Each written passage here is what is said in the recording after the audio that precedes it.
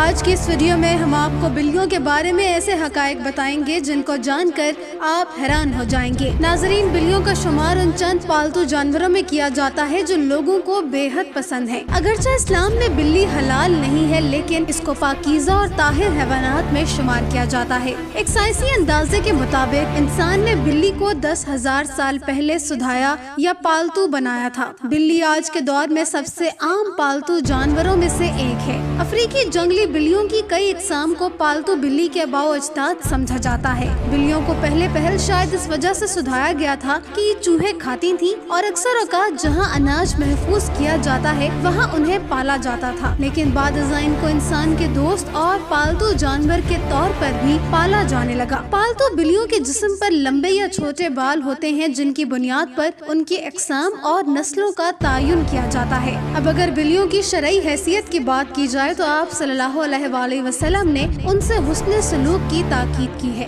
ایک روایت میں ہے کہ سیدنا عبداللہ ابن عمر رضی اللہ عنہ سے روایت ہے کہ رسول اللہ صلی اللہ علیہ وآلہ وسلم نے فرمایا، ایک عورت کو بلی کی وجہ سے عذاب ہوا، اس نے بلی کو قید کر کے رکھا یہاں تک کہ وہ مر گئی، پھر اس بلی کی وجہ سے وہ جہنم میں گئی۔ جب اس نے بلی کو قید میں رکھا تو نہ کھانا دیا، نہ پانی، اور نہ ہی اسے آزاد کیا کہ تاکہ وہ خود کیڑے مکوڑے کھا کر گزارا کر لیتی، یعنی کہ اس نے بلی کو تڑپا کر مارا تھا، اس لیے وہ جہنم میں گئی۔ اس کے علاوہ بھی بلیوں کے بارے میں کئی احادیث اور روایات ہیں جن میں سے چند آپ کو بتاتے ہیں۔ ایک روایت سے یہ بات ثابت ہے کہ بلی اگر کھانے میں سے کچھ کھا کر چلی جائے یا پانی پی جائے تو وہ پلید یا نجس نہیں ہو جاتا۔ حدیث مبارک ہے کہ ایک عورت نے حضرت عائشہ رضی اللہ عنہا کو ہریسہ بھیجا تو وہ نماز پڑھ رہی تھی۔ اس عورت نے ہریسہ وہیں رکھ دیا تو بلی آئی اور آ کر اس میں سے کھا گئی۔ عائشہ رضی اللہ تعالی عنہا نے نماز کے بعد اسی جگہ سے ہریسہ کھایا جہاں سے بلی نے کھایا تھا اور فرمایا، بلا شبہ رسول کریم صلی اللہ علیہ وآلہ وسلم کا فرمان ہے کہ یہ بلی پلید اور نجس نہیں ہے، بلکہ یہ تو تم پر آنے جانے والیاں ہیں۔ حضرت عائشہ رضی اللہ تعالی عنہا بیان کرتی ہیں کہ میں نے رسول کریم صلی اللہ علیہ وآلہ وسلم کو بلی کے بچے ہوئے پانی سے وضو کرتے ہوئے دیکھا ہے۔ اب اگر گھر میں بلی پالنے کے سوال کی بات کریں تو فقہاء کا کہنا ہے کہ گھر میں بلی پالی جا سکتی ہے، ایسا کرنے میں کوئی حرج نہیں، کیونکہ بلی نہ ہی موذی جانور ہے نہ ہی نجس ہے۔ ہر شخص کو معلوم ہے کہ اس میں کوئی نقصان نہیں، بلکہ بلی گھر میں رکھنا فائدہ مند ہے۔ یہ گھر میں پیدا ہونے والے کیڑے مکوڑے اور چوہے وغیرہ کھا جاتی ہے۔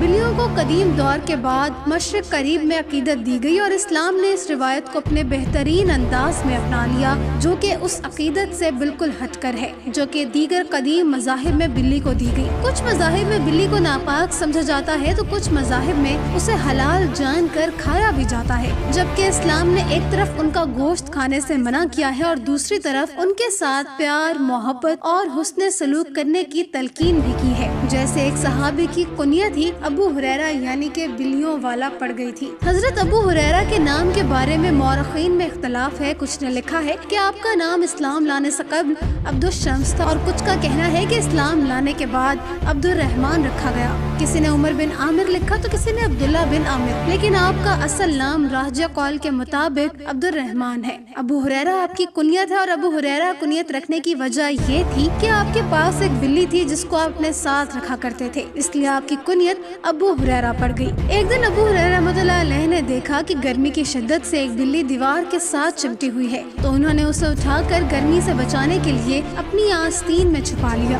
ناظرین، یہ روایت ثابت کرتی ہے کہ گھر میں بلیاں پالی جا سکتی ہیں۔ اگر کسی کو شوق ہے تو وہ ضرور پورا کرے، مگر ان کے کھانے اور پینے کا پورا خیال رکھا جائے اور اسے کوئی تکلیف یا پھر ایذا نہ دی جائے۔ سائنسی اعتبار سے بھی گھر میں بلی پالنے کا ایک بڑا فائدہ ہے اور وہ یہ کہ بلیوں کو انسانی لمس بے حد پسند ہوتا ہے اور انسان بھی اس سے محظوظ ہوتا ہے۔ ماہرین کے مطابق بلی کے لمس میں اللہ نے ڈپریشن کے مرض کا علاج رکھا ہے اور اس کے بالوں میں خاص قسم کے بیکٹیریا پائے جاتے ہیں جو انسانی جسم میں ڈپریشن کو کم کرنے میں مدد دیتے ہیں۔ چنانچہ پالتو بلی کو اپنے ساتھ لپٹا کر بٹھانا یا سلایا جائے، اس سے نہ صرف آپ کی بلی خوش رہے گی بلکہ آپ کو ڈپریشن سے بھی نجات دلائے گی۔ اب ہم آپ کو بلیوں کے بارے میں کچھ مزید معلومات بتاتے ہیں جو ماہرین کے تجربات کے بعد سامنے آئی۔ ویسے تو یہ معلومات سب کے لیے دلچسپ اور حیرت انگیز ہیں، لیکن جنہوں نے بلیاں پال رکھی ہیں ان کے لیے انتہائی فائدہ مند ہے۔ ماہرین کے مطابق بلیوں کی اوسط عمر 13 سے 17 سال ہوتی ہے، مگر اکثر بلیاں